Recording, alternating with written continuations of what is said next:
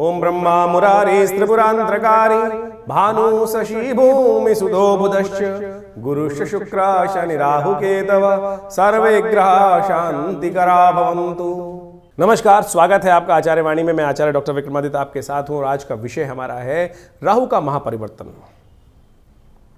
राहु का परिवर्तन 18 महीने में एक बार होता है। आमतौर पर राहु के ऊपर कमी कुछ चीज़ें बनाई जाती हैं, बहुत कम आपको सामान मिलेगा, लेकिन अब समय है राहु के महापरिवर्तन को अच्छे से समझ लेने का। और मिथुन राशि वालों के लिए ये परिवर्तन बहुत ज़बरदस्त होने वाला है। कहा जाता है ना कि भाग्य के खेल बड़े निराले होते हैं, और राहु का नाम कहा गया है कि समझ लें राहु जो है वो शनि के सदृश ही हैं। अभी तक शनि आपके भाग्य में चल रहे थे, अब शनि परिवर्तन की तरफ साथ साथ राहु भी परिवर्तन की तरफ जा रहे हैं, और राहु भी भाग्य भाव में आकर आपका जीवन में कुछ नया खेल करने वाले हैं। कहा गया भाग्यम फलति सर्वत्र न च विद्या च पौरुषम। तो ऐसे में ध्यान रखना पड़ेगा आपको चीज़ों को कि भाग्य की तरफ से कहाँ शनि ने आपको बहुत रक्षा करने का प्रयास किया, लेकिन राहु पिछले 18 महीनों से जहाँ चल रहे थे वो आपके लक्ष्य, देखिए दशम भाव में चल रहे थे आपके राहु। अभी तक हम बात कर लें, क्योंकि पिछले 18 महीने यानी करीब करीब हम बात करें तो अक्टूबर 2023 में राहु आपके दशम भाव में आए, बृहस्पति की राशि में आए। और बृहस्पति की राशि, बृहस्पति के साथ संबंध जब भी राहु का होगा वो उठापटक का योग देगा। शनि ने लाख जोर लगाया आपके भाग्य को उन्नति करने के लिए, लेकिन सफलता के लास्ट पैमाने पे जाकर कई बार आपने देखा होगा कि वो अटकाव आ जाता था। वो कारण क्या था? राहु का कारण था। सुख में, सफलता में, सम्मान में कहीं ना कहीं जो रुकावट उत्पन्न कर रहा था वो राहु ही कर रहा था लगातार। अब राहु परिवर्तन का योग बनाने वाले हैं। अब राहु का परिवर्तन बहुत महत्वपूर्ण होगा, और ज्योतिष के अनुसार से व्यक्तियों को समझ लेना चाहिए कि क्या ग्रहों का प्रभाव है। देखिए, कर्म से आप सब चीज सुधार सकते हैं। कोई कितने गहरे गड्ढे में पड़ा हुआ हो उससे निकलकर बाहर आ सकता है, यदि कर्म सही दिशा में, सही समय पर, सही उपयोग से, सही सफलता के साथ, सही फोर्स के साथ वो ताकत लगा दी जाए तो वो रास्ता निकल सकता है। लेकिन हमारी समस्या क्या है कि हमारे ज्ञान में कई बार वो चीज़ें होती नहीं हैं। सपोज एग्जाम्पल देते हैं कि आग लगाना कितना आसान है। माचिस जलाओ, आज की तारीख में आग लग जाती है। लाइटर से जलाओ, जल जाती है। स्पार्क प्रोड्यूस करो, जल जाती है। लेकिन पुराने ज़माने में क्या होता था, जिसकी आज बात की जाती, पत्थर घिस घिस के, रगड़ रगड़ के लोग प्रयास करते थे। लेकिन विज्ञान ने तरक्की की और विज्ञान ने वो विकसित प्रयोग किए जो चीज़ खट से आग लग जाती है। यानी काम कितना सरल हो गया। किसने किया? ज्ञान ने, विज्ञान ने। ज्योतिष वही विज्ञान है कि जो आपको बताता है कि भैया समय किस प्रकार का आने वाला है, उसको कैसे कर लो। राहु का पदार्पण भाग्य में होने वाला है। कब होने वाला है? राहु का पदार्पण 18 मई 2025 को आपके भाग्य में दशम भाव से निकलकर नवम भाव में जाने वाले हैं। शनि की राशि में जाने वाले, शनि के घर में जाने वाले। जैसे बृहस्पति की राशि में जब चल रहे थे तो वहाँ तो वो बिल्कुल विपरीत स्थिति थी। देवता के घर में राक्षस का पदार्पण हो रखा था। अब अपनी प्रवृत्ति वाले शनि के सदृश ही राहु हैं, इस कलयुग काल में बताया गया है। उन्हीं की प्रवृत्ति के घर में, उन्हीं अपने ही घर, एक तरह से राहु का घर अपना ही, शनि वाला घर जो है अपने सब कुछ सेम सामग्री मिलने वाली है वहाँ पर, वो वहाँ जाने वाला है। और बाई चांस वहाँ भाग्य का द्वार आपके राशि में खोलने का रास्ता बना सकता है, नई अपॉर्चुनिटीज को देने का रास्ता आपके लिए बना सकता है। लेकिन ये बात ध्यान रख लेना, भाग्य है वो, और ये सारे ग्रह जो है आपके कर्म के अनुसार शनि का है, शनि का घर है वो। शनि के साथ एक बड़ी जबरदस्त बात है कि तुष्टो ददासी वही राज्यम रुष्टो हरसी तत्क्षणात्। शनि न्यायाधीश है। गलत करोगे तो गलत काम, अच्छा करोगे तो अच्छा काम। राहु कहता है यहां पर बैठकर जब आऊं मैं तो धर्म की तरफ पवित्र ना, धर्मयुक्त कार्य करने का प्रयास करना। अधर्मयुक्त कार्य करोगे तो रगड़ दूंगा। तो ध्यान रखना, आप अपने जीवन में सफलता चाहते हो, सही चाहते हो तो धर्मयुक्त कार्य करने का प्रयास करना। लेकिन राहु की प्रवृत्ति जो है वो बहुत अलग प्रकार की है। पराक्रम करने का योग देता है, ताकत लगाने का योग देता है, लेकिन राहु जो है वो नेगेटिव चलते हैं, पीछे की तरफ ताकत लगाते हैं। तो क्या होता है कि पीछे की तरफ ताकत लगाएंगे तो आपको नीचे की तरफ गिराने का प्रयास भी कर सकते हैं। यदि धर्म के विमुख जाके, सही न्याय के विमुख जाकर कार्य करने का प्रयास मत करना, वहां फंस जाओगे। राहु सुख दे सकता है लेकिन सरलता के साथ, सरलता से कार्य करें। किसी का अहित करने का प्रयास करोगे तो खुद फंस जाओगे। मिथुन राशि वालों को खास तौर पर यह समझने का प्रयास करना चाहिए। राहु यहां पर आध्यात्मिक शक्ति का विकास करने का प्रयास कर सकता है। राहु बड़ा आध्यात्मिक ग्रह है, प्रवृत्ति है चेंज करने की, प्रवृत्ति की तरफ जा सकता है, लेकिन दुस्साहसपूर्ण कार्य करने की स्थिति बना सकता है। राहु ने बड़ा दुस्साहस किया। अभी हम आपको कथा सुनाने वाले हैं एक विशेष तौर पर कि जहां राहु की उत्पत्ति हुई कैसे। आमतौर पे लोगों को पूरी तरह से, शायद बहुत लोगों को ज्ञान है, आपको ज्ञान होगा, लेकिन बहुत सारे लोग हैं जिनको पता नहीं है। अभी अब कथा हम सुनाएंगे, पुरानी कथा, जिस प्रकार से जो सागर मंथन की कथा है, जब अमृत की निकालने के लिए पूरा संघर्ष हुआ, मंथन हुआ, तो उसमें राहु कैसे अपने अनुचित कार्य को पूर्ण करने के लिए, अनुचित इच्छा को पूर्ण करने के लिए, जो भगवान की इच्छा नहीं थी उसके विमुख जाकर कार्य करने के लिए राहु ने क्या कार्य किया और उसका दंड किस प्रकार से भोगा। तो यानी आप समझ लीजिए, राहु ने अपने जीवन के दृष्टांत से परिवर्तन दिया कि यदि गलत भावना रखोगे तो वो प्राप्त भी कर लोगे, तो तब भी कहीं ना कहीं परेशानी में फंस जाओगे। तो ऐसा ध्यान रखने की जरूरत है। सरलता के साथ अपने आप को छोड़ने का प्रयास करो। ये राहु का परिवर्तन जो है, थोड़ा सा ध्यान रखने वाले लोग, पार्टनरों के साथ दिक्कत दे सकता है आपको, भाइयों को दुख देने का प्रयास कर सकता है, तो उस संबंध में थोड़ा ध्यान रखने की जरूरत होगी। तो थोड़ा ध्यान रखते हुए कार्य करेंगे तो अच्छा रहेगा। पराक्रम दिखाने का अवसर है, सही दिशा में ज्ञान, गुरु का ज्ञान के द्वारा सही दिशा में धर्मयुक्त ज्ञान करने का प्रयास करेंगे तो बहुत अच्छा होगा। स्वास्थ्य का थोड़ा ध्यान रखने की जरूरत है। छाती के संबंधित बीमारियां, डाइजेशन संबंधी समस्या, गैस संबंधी समस्याएं, ये राहु उत्पन्न करने के योग बना सकता है। नज़ले संबंधी समस्याएं, मेंटल स्ट्रेस संबंधी समस्याएं देने के योग राहु यहां बना सकता है। धर्म से जुड़े रहने का प्रयास कीजिए। खास तौर पर आप अपने परिवार में कल्याण चाहते हैं तो कुछ खास उपाय आपको अवश्य करने की जरूरत है। ऐसे में वो सब उपाय भी हम बताएंगे। पहले आप समझें कि राहु है क्या, राहु की उत्पत्ति कैसे हुई। जब तक वो नहीं समझोगे ना, तब तक हमारी बातें पूरी तरह से आपको समझने में दिक्कत आएगी। ये रहस्य की बातें हम इस कार्यक्रम के माध्यम से आपको हर चीज़ पौराणिक मत से हम समझाने का प्रयास कर रहे हैं। समझिए, देखिए कितनी सुंदर कथा राहु की बताई गई है, वो बड़ी सुंदर सरल रूप से हमने आपके समक्ष रखते हैं। कालगणना के अनुसार से हमारे पुराणों इत्यादियों में बहुत सारी कथाएं इंगित की गई हैं। राहु, जैसा हमने आपको बताया, एक बड़ा हठी ग्रह है। आपको इसकी पुरानी कथा तो समझ में आती होगी, बहुत सारे लोगों को शायद ज्ञान नहीं है, उसके संबंध में समझ लीजिए कि राहु का प्रभाव हठी क्यों है। कहा जाता है संसार के अंदर विशेष तौर पर समय समय पर विभिन्न घटनाएं घटी। एक बार संसार में समस्त कहा जाता है कि देवताओं और दैत्यों ने मिलकर सोचा कि अब संसार में बहुत सारी निधि की समाप्ति हो गई है, बहुत सारे चीज़ें कम हो गई हैं, निधि समाप्त हो गई थी संसार से। महालक्ष्मी जो है वो सागर में विराजमान हो गई थी और पूरे संसार से ऐश्वर्य, समृद्धि इत्यादि धीरे धीरे क्षय हो गई थी। तो कहा जाता है कि आवश्यकता आविष्कार की जननी है। जिस प्रकार से तो देवताओं ने और दैत्यों ने मिलकर कुछ विचार किया, क्यों ना शोध किया जाए, मंथन किया जाए। तो उन्होंने सागर मंथन करने के लिए सुंदर व्यवस्था बनाई। जब सागर मंथन किया, उसमें से विभिन्न विभिन्न रत्न, 14 रत्न जिनके बारे में कहा जाता है, वो उपस्थित हुए। महालक्ष्मी उपस्थित हुई, चंद्रमा उपस्थित हुए, ऐरावत हाथी उपस्थित हुआ, उच्च श्रवा घोड़ा उपस्थित हुआ, काल जो जहर था वो उपस्थित हुआ, और साथ साथ अमृत भी उपस्थित हुआ। अमृत यानी वो तत्व जो इस संसार में अमरता को प्रदान करते हैं। हम सब मानव हैं और हम सब की इच्छा क्या होती है, किसी प्रकार भी संसार में मृत्यु लोक में आने के बाद जाए ना, अमृत तत्व तो किसी ना किसी प्रकार से मिल जाए। देवताओं और दैत्यों में भी यही बहस की मुद्दा बना। अमृत तत्व निकला जब मंथन से। रिसर्च करोगे तो कुछ ना कुछ, जब मंथन करोगे तो कुछ ना कुछ अमृत निकल के ही आएगा, कुछ ना कुछ लाभ प्राप्त तो होगा ही होगा। जैसे दूध को मथा जाए तो उसमें से मक्खन निकलेगा ही। हर एक की इच्छा होती है मक्खन को किसी प्रकार से उपयोग किया जाए, लेकिन जो ग्वाला होता है उसको निकाल कर बेच देता है, पैसा कमा लेता है उससे। उसी प्रकार से जब अमृत निकल कर आया तो अब देवताओं ने और दैत्यों में छीना झपटी शुरू हुई, और उस अमृत को प्राप्त करने के लिए कहा जाता है कि भगवान ने जब छुपा के बहुत दिन रखा गया, उसके बाद भी वो समाप्त नहीं हुआ द्वेष आपस में, तो भगवान नारायण उपस्थित होते हैं बीच में, और भगवान नारायण ने उपस्थित होकर सबको समझाया, देखो मैं बांटता हूँ, सबको इसको बांटने का प्रयास, सुंदर रूप से व्यवस्था बनाई, और मोहिनी रूप भगवान ने धरा और कहा, भगवान अब सोचे कि बहुत सारे लोग भ्रांति उत्पन्न कर सकते हैं कि मोहिनी रूप धर के तो एक तरह से छल किया गया। देखिए एक बात समझ लें, जो इस बात को प्रतिपादित करना चाहिए, छल नहीं था, सत्य था। इसलिए था कि दैत्यों को अगर आप दे देते, गलत व्यक्ति के हाथ में अगर पावर दे दोगे, इस वक्त विश्व की सबसे बड़ी जो मिसाइलें हैं किसी गलत व्यक्ति के हाथ में आ जाएं, तो वो क्या करेगा, विश्व को डरा धमका कर सब कुछ अपना वर्चस्व स्थापित कर लेगा। तो भगवान नारायण ने जो सुंदर व्यवस्था बनाई कि अमृत तत्व का उपयोग दैत्य किस प्रकार से करेंगे, देवता किस प्रकार से करेंगे, वो पहले से ही अच्छे से समझते थे। तो उन्होंने सुंदर व्यवस्था को बनाने का प्रयास किया कि दैत्यों को किसी प्रकार भी अमृत नहीं मिलना चाहिए।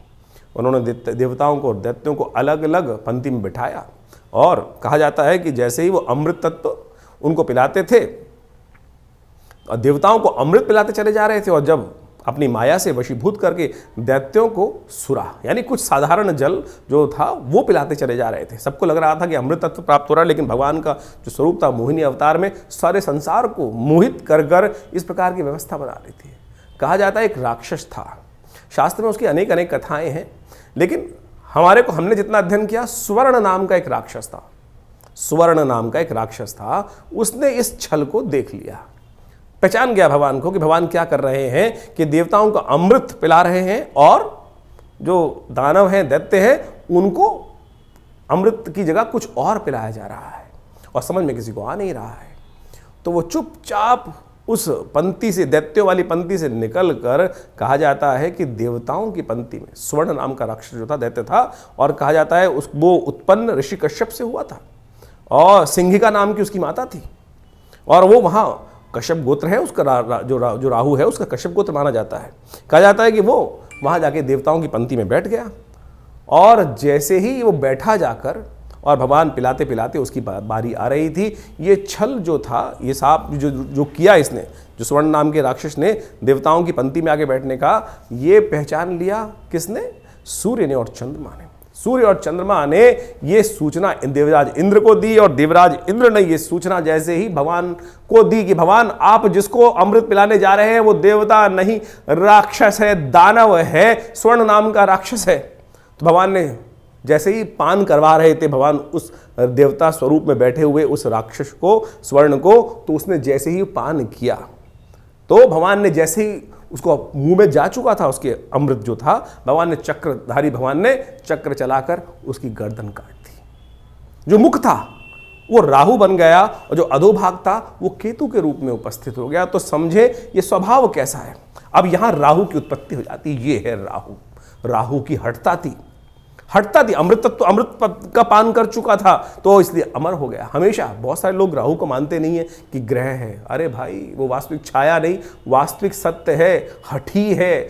आपकी राशि में जिस प्रकार का प्रभाव उत्पन्न करेगा आपको समझना चाहिए। ये पुरानी कथाओं को आदि भौतिक आदि दैविक रूप से यदि आप उसको सत्य को समझ लें तो जीवन में उस वास्तविकता को क्या प्रभाव उसका होगा, यहीं से प्रभाव निकल कर आएगा। वो राहु का जो प्रभाव है छल रूप से करके, यानी क्या छला उसने? अपने उस मंतव्य को पूर्ण करने के लिए उस राक्षस योनि से हटकर देवताओं की पंक्ति में जाकर बैठ गया और भगवान तक को, सोचें कितनी बड़ी सुंदर ये कथा क्या समझा रही है कि भगवान तक को, यहां भगवान ने नहीं छला, यहां भगवान तक को छलने के लिए राहु उपस्थित हो गया। तो राहु इस प्रकार का ग्रह है कि जो आपको, किसी भी धर्मात्मा व्यक्ति को छल सकता है अपनी हठता को पूर्ण करने के लिए। तो इस भाव को समझें कि राहु क्या प्रभाव आपके जीवन में उत्पन्न कर रहा है। ये हमने जो राहु का ग्रह का प्रभाव आपको बताया ना कि आपकी राशि के अनुसार से आपकी जन्मपत्री में किस भाव में कहां बैठकर किस प्रकार का प्रभाव उत्पन्न करेगा, क्या कराएगा आपके लिए। तो सत्य रूप में इस कथा को हमने इसलिए उपस्थित किया है कि वो आप समझ सकें राहु का प्रभाव नेगेटिव भी होता है, पॉजिटिव भी होता है। हर व्यक्ति के अनुसार से ऐसा नहीं है कि नेगेटिव ही होगा। तो आपकी राशि के अनुसार से जो प्रभाव हमने समझाया है उसके लिए आपको सही रूप से कुछ उपायों की आवश्यकता है। तो मिथुन राशि वालों, आपने समझा कि राहु का प्रभाव किस प्रकार का आपके जीवन में पड़ रहा है। अब राहु के कुछ उपाय मिथुन राशि वालों जो अवश्य आपको करने का प्रयास करना है जिससे राहु आपके भाग्य को जगाए, भाग्य को सुलाए नहीं। सबसे पहले तो एक काम करें, जिस भी धर्म में जिस भी पंथ में आपकी श्रद्धा है वहां अपने आप को लिप्त करने का प्रयास करें, वहां थोड़ा सा अपने आप को इन्वॉल्व करने का प्रयास करें, सरलता अपनाने का प्रयास करें। जिस भी भगवान को आप पूजते हैं सेवा भाव अवश्य मनो मस्तिष्क में लाने का प्रयास करें। गरीब की सेवा ये भाग्य है, भाग्य जगाने का रास्ता बता रहे हैं हम आपको। यदि घर परिवार में कल्याण चाहते हैं, तरक्की चाहते हैं, इन 18 महीनों में महत्वपूर्ण परिवर्तन चाहते हैं तो कोशिश ये करें सरलता। सबसे बड़ा उपाय है सरलता। आध्यात्मिकता में अपने आप को थोड़ा प्रवेश करने का प्रयास करें। हो सके तो विशेष तौर पर नित्य प्रति श्रद्धा के साथ भगवान का पूजन अवश्य करें, गरीबों की सेवा अवश्य करने का प्रयास करें। ये उपाय जो है बहुत बढ़िया तरह से आपको लाभ दे सकते हैं, कष्टों को निवारण करने का रास्ता आपके लिए बना सकते हैं। तो आप सबसे अच्छा ये रहेगा कि आप अपनी राशि की प्रवृत्ति के अनुसार से एक छोटा सा उपाय हम आपको बताते हैं वो अवश्य करने का प्रयास करें। आप जब भी संक्रांति हो उस दिन विशेष तौर पर शाम के समय, राहु का जो समय है वो सूर्यास्त के बाद का है, तो ये भाग्य में गए हुए राहु हैं। तो एक काम करें, किसी धर्मस्थल पर जाकर कुछ अन्न का दान कर दिया करें। राहु किसी धर्मस्थल पर जाकर कोई पीपल का पेड़ हो वहां शनिवार के दिन जाकर कम से कम एक दिया जला दिया करें। शनि का घर है, शनि के घर में राहु विद्यमान है तो शनि के तमाम उपाय आपको लाभ देने वाले हैं। हनुमान जी को चोला चढ़ा दीजिए शनिवार के दिन शाम के समय, सूर्यास्त के बाद, अंधेरा होने से पहले। हो सके तो विशेष तौर पर एक उपाय और करने का प्रयास करें। प्रदोष काल में भगवान शंकर के मंदिर में जाकर, क्योंकि हमने आपको कहा स्वास्थ्य संबंधी समस्याएं उत्पन्न कर सकता है राहु, ज्वर संबंधी समस्या उत्पन्न कर सकता है राहु इस कालिकाल में, तो आपको अच्छा ये रहेगा कि तेल के द्वारा जो तिल होते हैं, तिल को, काले तिलों को गंगा जल में या दूध में डालकर उसके द्वारा भगवान शंकर का अभिषेक, मूली का दान करना भी आपके लिए बड़ा श्रेष्ठ माना जाता है। इसके अलावा शास्त्र में अनेक उपाय बताए गए हैं, राहु के विभिन्न मंत्र बताए गए हैं, वो भी हम आपको बता रहे हैं, वो भी कर सकते हैं उपाय। लेकिन ये उपाय जो बहुत विशेष हैं वो हमने आपके समक्ष रखे, उनको करिए, देखिए परिवर्तन का योग बहुत बन सकता है। राहु ग्रह को ठीक करने के लिए शास्त्र में अनेक उपाय बताए गए हैं। राहु भ्रमकारक ग्रह है, राहु वास्तव में मिथ्यात्मक ग्रह है, राहु बड़ा महत्वाकांक्षी है और इन सब का प्रभाव राहु पर जब पड़ता है तो उसके लिए ठीक करने के लिए देखिए, सकल पदार्थ हैं जगमाही कर्महीन पुरुष पावत नाहीं, ये तुलसी बाबा ने बहुत सोच समझ के एक बात लाइन लिखी है। और उन सब उपायों को किस प्रकार से ठीक रूप से किया जाए, अब आपकी राशि के अनुसार से आपने राहु का पूरा प्रभाव समझा, कुछ विशेष उपाय भी किए, लेकिन कुछ जनरल उपाय भी हैं शास्त्र के अनुसार से। कुछ जनरल उपाय इतने बढ़िया रूप से हैं कि यदि राहु ग्रह के दुष्प्रभाव को ठीक करने के लिए, अब क्या है कि जैसे दवाइयाँ होती है, वो एक ही दवाई तो है नहीं कि एक ही दवाई को खाएंगे ठीक कर लेंगे। अब हर भ्रांति के व्यक्ति को ठीक करने के लिए 5 उंगलियां बराबर नहीं है, अरबों लोग हैं और अरबों लोगों के हिसाब से अनेक उपाय। किसकी भ्रांति, किसी की दीक्षा, किसी का मंत्र में इच्छा ना हो तो वो राहु का उपाय कैसे करेगा, किसी की किसी और चीज में इच्छा ना हो तो वो कैसे राहु का उपाय ठीक करेगा। तो हम अनेक उपाय आपके समक्ष उपस्थित कर रहे हैं। देखिए वैसे तो सबसे श्रेष्ठ जो है वो जो उपाय है राहु के, वो तो मंत्र, दान और साथ में औषधि विज्ञान के अनुसार से जो उपाय बनते हैं वही बनाने चाहिए। 3 तरह के उपाय शास्त्र में सुंदर रूप से प्रमाणित जो बताए गए हैं, 3 कैटेगरी के उपाय, वो है सबसे पहला मंत्र, फिर दान और उसके बाद औषधि, प्रकृति से जो औषधि उत्पन्न होती हैं वो सब राहु के नेगेटिव प्रभाव को ठीक करने के लिए बहुत अद्भुत कार्य करती हैं। उन सबको सही समय पर सही रूप से कर लिया जाए तो बहुत अच्छे से लाभ मिलता है। सबसे पहले तो ये समझने का प्रयास करना चाहिए कि राहु हमारी कुंडली में नेगेटिव प्रभाव कर रहा है या हमारी कुंडली में पॉजिटिव प्रभाव कर रहा है। एक बात सीधी तरह से हम आपको सिद्धांतिक तौर पर समझा देते हैं। राहु का संबंध बिल्लियों के साथ होता है। देखिए यदि आपकी कुंडली में राहु नेगेटिव चल रहा है तो देखिएगा आपके घर के आसपास या तो बिल्लियां रो रही होंगी, बिल्लियां लड़ रही होंगी, रात्रि में बिल्ली के रोने की आवाज़ आती है, बिल्ली के लड़ने की आवाज़ आती है, तो समझ लेना चाहिए आपका राहु का प्रभाव कहीं ना कहीं नेगेटिव चल रहा है। कहीं ना कहीं राहु का प्रभाव आपकी कुंडली में नेगेटिव है। और यदि आप अध्यात्म से विमुख हो रहे हैं, राहु का प्रभाव एक सबसे बड़ा है, राहु ग्रहण कारक ग्रह है। राहु सूर्य को भी ग्रसित कर लेता है, जैसे हमने आपको समझाया। नैसर्गिक दृष्टिकोण से सबसे ताकतवर ग्रह माना जाता है राहु ग्रह। कोई उसके आगे चलता नहीं है किसी का बस। यानी सबसे ज्यादा प्रभाव क्या होता है, सूर्य का ग्रह का प्रभाव होता है। सूर्य किसी हर ग्रह को अस्त कर सकते हैं, लेकिन राहु जिसको छायात्मक ग्रह रूप में माना जाता है, कई लोग तो मानते भी नहीं है। बहुत सारे लोग ये भ्रांति उत्पन्न करते हैं राहु ग्रह थोड़ी है, छाया है वो तो। अरे भैया, राहु का प्रभाव नैसर्गिक दृष्टिकोण से यदि आप पढ़ोगे, ज्योतिष की गणनाएं सीखोगे, तो सबसे ज्यादा नैसर्गिक दृष्टिकोण से बलशाली ग्रह जो है वो राहु ही माना जाता है। और कहा जाता है, जिस प्रकार समझें कि राहु सूर्य को भी ग्रसित कर लेता है। अभी हमने आपके समक्ष जो कथा उपस्थित करी, सूर्य राहु, जो राहु है वो सूर्य और चंद्र, क्योंकि उनकी आपस में परम शत्रुता है। राहु के 3 शत्रु माने जाते हैं वैसे तो। जी हाँ, राहु के 3 शत्रु माने जाते हैं, सूर्य, चंद्र और केतु भी, क्योंकि बिल्कुल उल्टा प्रभाव है। राहु के बिल्कुल स्वभाव से उल्टा प्रभाव है केतु की। हम कभी गणना करेंगे, बताएंगे आपको। लेकिन इस वक्त समझे कि जब राहु जो है सूर्य को ग्रसित कर लेता है, ग्रहण लगा देता है।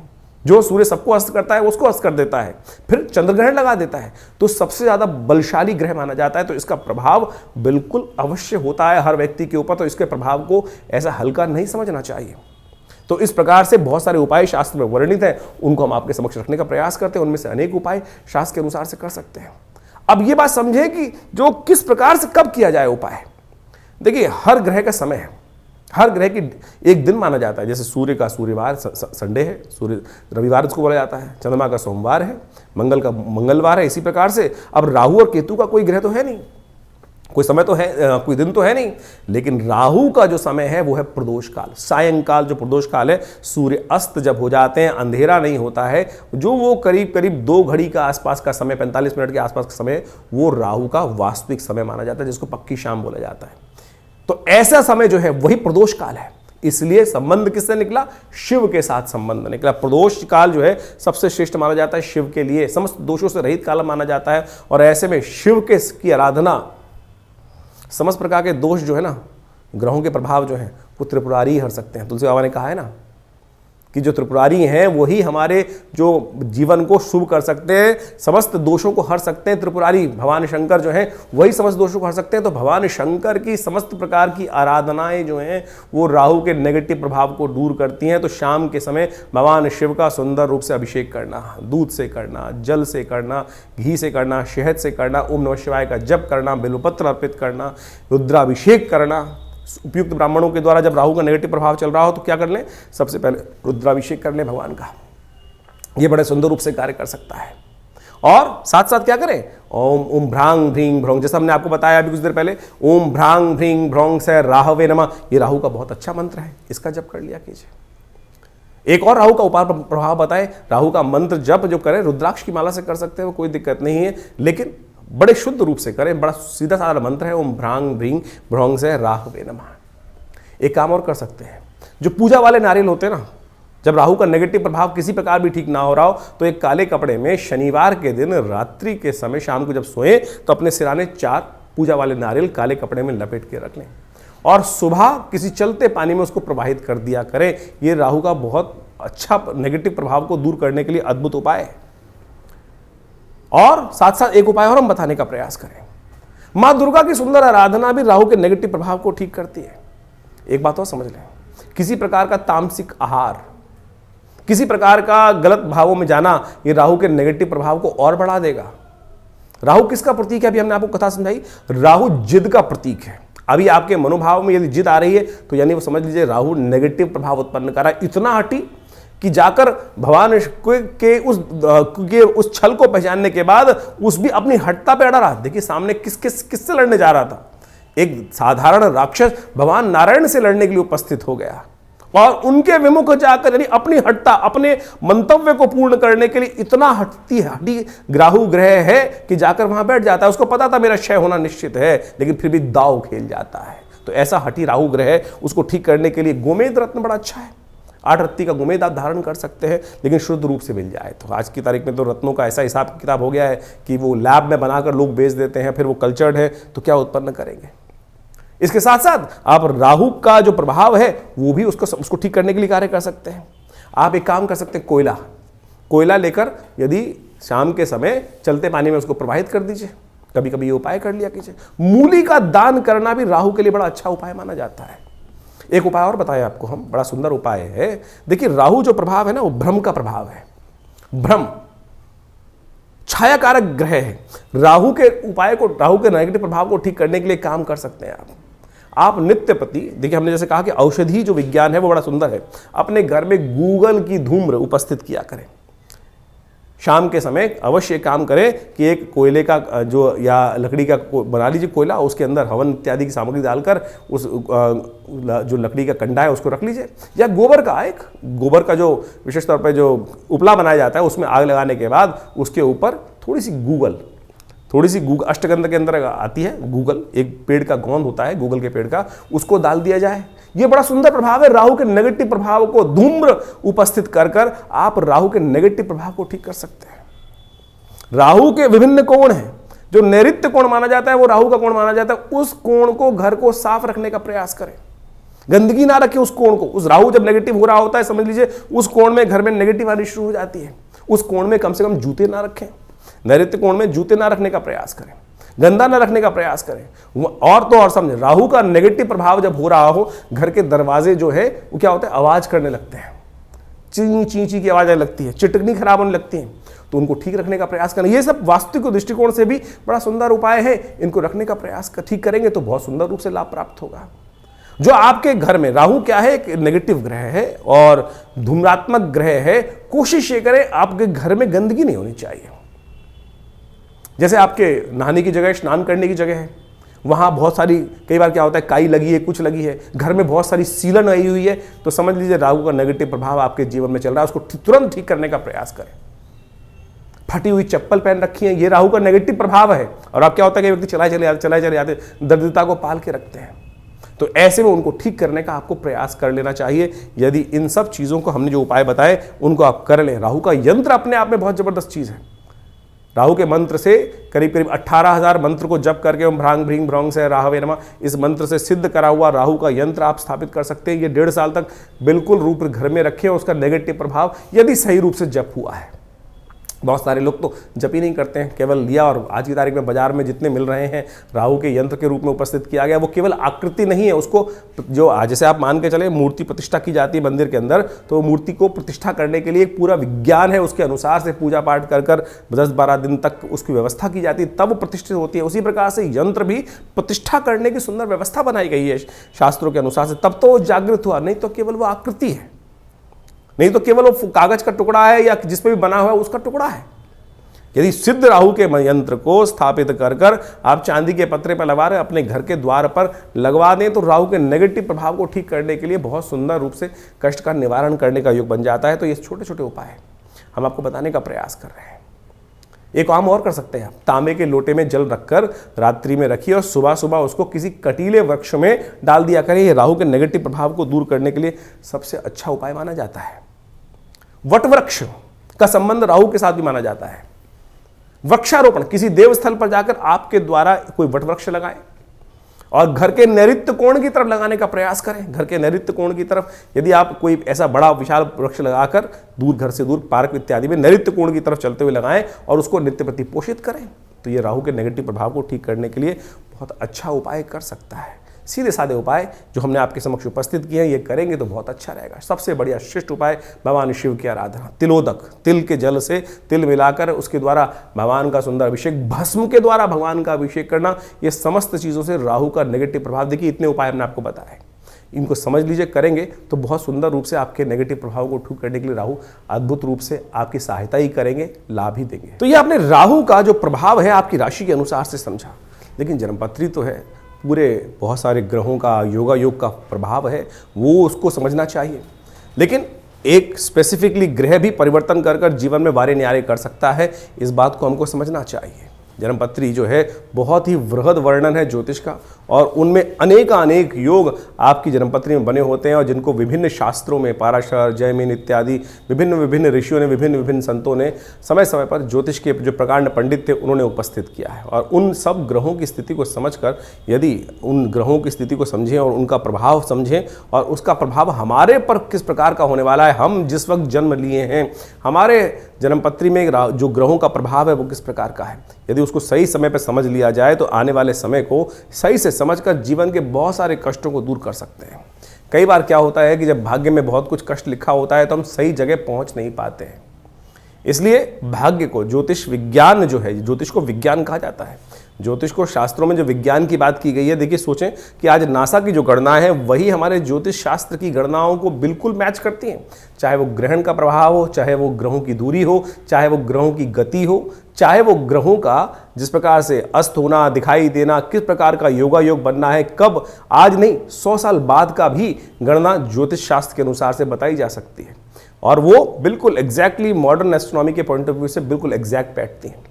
तो आप इस बात को सत्य रूप में समझ लें कि ज्योतिष के प्रकांड पंडित जिन्होंने इस संपूर्ण ज्योतिष विज्ञान की संरचना अनादिकाल से करी, अनादिकाल से, कोई इसको गणना की जाए कि 100 साल, 500 साल पहले, 1000 साल पहले या 2000 साल पहले, नहीं, अनादिकाल से।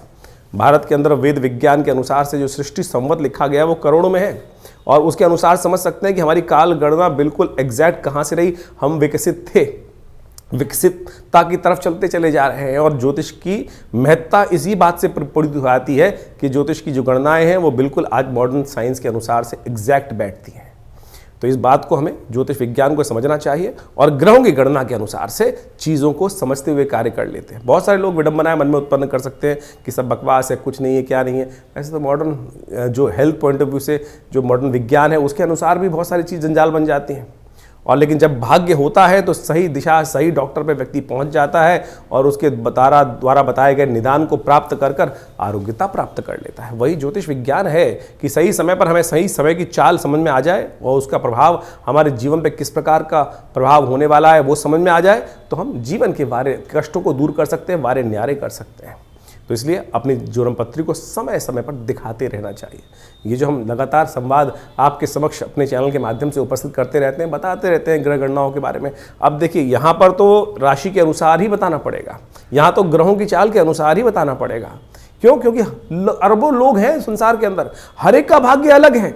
बिल्कुल जो आपके मन में प्रश्न उठ रहा है कि हम जो ज्योतिष की राशि के अनुसार से बात करते हैं तो 12 राशियों में पूरे संसार को नहीं बांट सकते, बिल्कुल सही बात है कि उसको, लेकिन आउटर पेरिफेरियल तो सेट कर सकते हैं। क्या योगायोग है, वो उस योग के अनुसार से समझ तो आ सकती हैं चीज़ें, लेकिन आपकी जन्मपत्री में किस प्रकार का योग कैसा बनने वाला है, कब बनने वाला है, उसको क्या निदान किया जाए, उसके लिए आवश्यकता है कि जो पर्सनल जो कंसल्टेशंस होती हैं, जन्मपत्री में विचार विमर्श किया जाए, वो समय समय पर परिवर्तन होता रहता है। और उसके लिए आप समझें, जानें, और उसके लिए पर्सनली आप आश्रम पे आ भी सकते हैं, संपर्क साध सकते हैं। यह आश्रम जमुनापार दिल्ली में स्थित है, विवेकानंद योगाश्रम, और यहाँ पिछले करीब 60-70 सालों से विभिन्न पराविद्याओं पर शोध चलता है। आचार्य श्री केशव देव जी महाराज के सानिध्य में रहकर हमको ये सुख प्राप्त हुआ कि जिसके द्वारा हमने इस ज्योतिष विज्ञान को उनसे बाल्यकाल से ही सीखा, समझा और उन विवेचनाओं को उपस्थित किया, बहुत सारे शोध किए, बहुत सारे मंत्रों का उपचार किया, बहुत सारे यज्ञ इत्यादि आज भी उसी रूप में चलते हैं। नित्य प्रति 8 घंटे यज्ञ चलता है विवेकानंद योगाश्रम में, जो आचार्य श्री केशव देव जी महाराज के द्वारा स्थापित किया गया। आप भी उस यज्ञ में समय समय पर जो कार्यक्रम होते हैं उसमें आके स्थित हो सकते हैं। विभिन्न ग्रहों के उपचार किए जा सकते हैं, विभिन्न ग्रहों की जो समस्याएं हैं उनके निदान जो है ना वो अनेक रूप से बताए गए हैं। सबसे बढ़िया मंत्र जप, यज्ञ, यंत्र, दान इत्यादि बताए गए हैं। औषधि के अनुसार से बहुत सारे उपाय बताए गए हैं। उन सबको हम समय समय पर आपके समक्ष उपस्थित करते रहते हैं।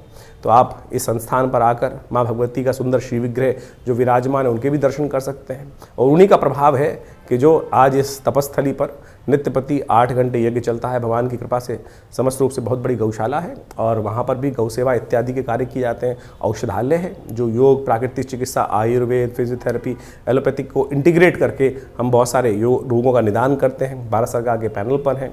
भारत के जो एक्रेडिटेशन अथॉरिटी है NABH, उससे एक्रेडिटेड हॉस्पिटल है, यानी मॉडर्न फैसिलिटी के साथ साथ इस संस्थान को बनाया गया है। आप इन समस्त चीज़ों का लाभ लेते हुए आप इस संस्थान से जुड़ें। धन्यवाद।